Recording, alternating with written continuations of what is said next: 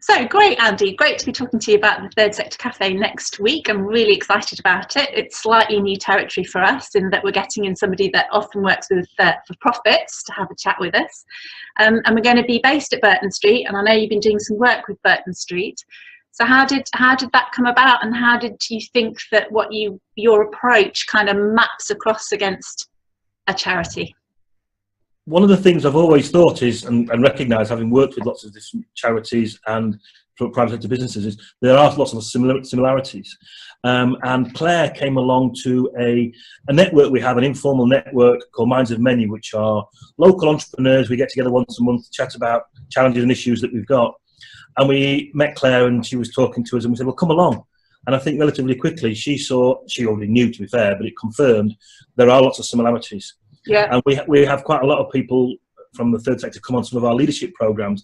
And I recognise, again, sometimes there's a bit of scepticism that, well, we're different. And I actually find most organisations generally say we're different. And many of us have the same challenges, regardless of what sector we're in terms of making it work. Yeah. So I've done quite a lot of business development work with charities, and I always feel very much like it's trying to explain it's a win-win. So things that make you more profitable also enable you to offer better service to beneficiaries. So, but very often the people in charities sort of feel that moving into the for-profit operation, it puts at risk how they work with their beneficiaries, and it's trying to explain that actually that shouldn't be the case. Absolutely. It's profit. We talk about maximising financial returns is maybe a nicer way of saying it, but yeah. I'm thinking sometimes in the private sector, profit is still a dirty word. A lot of people don't really understand it and don't actually work towards it. And what we're sort of saying is, if we haven't got enough money to keep ourselves going, we ain't going to keep going. Yeah. So how do we get that money, but then how do we use it? And how do we use it to give a better service to the people we're caring for, or to develop the people we've actually got? It's not about sticking it in people's back pockets and flying off to sort of the Bahamas and things like that. And again, if I'm honest, I with a lot of young, successful entrepreneurs, and they're the same. People sometimes see them as, they're all very flashy with their sort of making profit. It's hard work, and actually profit is the thing that just keeps you going. It's not something that necessarily has to be this evil, dirty thing that sort of stops us doing what we want to do. No, that's what I think too. Anyway, but so a lot of the charities that we see in the Third Sector Cafe are having to move off this reliance of grants. They're kind of trying to find ways to develop a more mixed economy. They would very much like to generate some of their own income, which is then unrestricted, and they can use to support activities that they want to carry on with, but at the moment perhaps are not. Although who knows under the new administration, but in the anything could happen. Years have fallen out of favour with government. So your work with Burton Street, how is, just in a nutshell, like very brief taster, what sort of things are you talking to them about in order to help them be more profitable, work better that way? I think the key issue at Burton Street has been, as I have again with lots of organisations, again with regards to which sector they're in, is working with the management team and just getting them to look at sort of the way we do things around here, and that's how we define the culture. Yeah. And it's spelling out what that actually means and how do we actually make it work.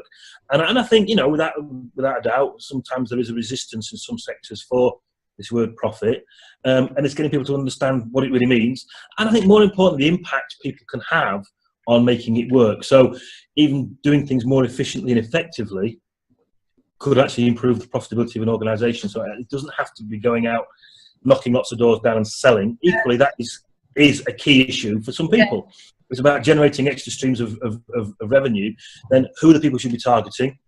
What is it we can offer? And what is the thing that differentiates us against, and again, not always a word everybody likes, but competition. And who are the people that we're up against? And how can we sort of spot and solve problems that customers, clients, prospective clients have got, and actually make it to have commercial sense? And that's the win-win, is that if we solve somebody's problem and provide them with a service that they can't get anywhere else, or we can provide it in a way that's better for them, and they'll pay us to do it, if it's helping save them money long term, giving them real benefit. Yeah, I think I've lost you on the internet there. So it's finding the need. And at Burton Street, it'd be more very much around working with the management team, getting them focused on them as individuals, making it all work. Incredibly busy world, working lots and lots of long hours, and some of it is just very simple things about how do we improve the effectiveness of what we do and how we work with each other. Yeah. So in terms of what we would hope that people coming along on Thursday might be able to take away with them, one of the things that people often get from coming is just hearing the fact that other people are struggling with the same issues that they're struggling with, and that can be, you know, very reassuring and can sort of give you new heart really to kind of gain momentum with things that you're finding difficult. And it is difficult, this transfer of culture, no doubt about it. So it is. And I think part of it is spelling out what is the culture we want. Yeah. You know, I sometimes go to organisations where they go, we haven't really got a culture at our place, Andy. Everybody's got one. It's which bits are we happy with? Yeah. I think this is the key bit. And again, I think sometimes the resistance I see for some people is, well, you know, we've got a real family feel here and we're very inclusive. We want to keep people involved. Absolutely. We don't have to get rid of those things to actually create a more commercial focus. Yeah. In fact, I would actually suggest that the ethos of the organisation very often is one of the things that is an appeal to customers and prospective customers in terms of actually making that stuff work. So it's how do we actually make the culture that we've got become something that is adding value to our clients and prospective customers. Yeah. Okay, that's great. I'm really looking forward to the session. We've got some good questions coming through from people that are coming along. So I hope that this little conversation helps people understand what we're planning to do next Thursday. Thanks very much, Andy. Looking forward to seeing everybody, and yeah, bring your questions and come and get involved. Yeah. Take care. That's lovely. Thank you very much.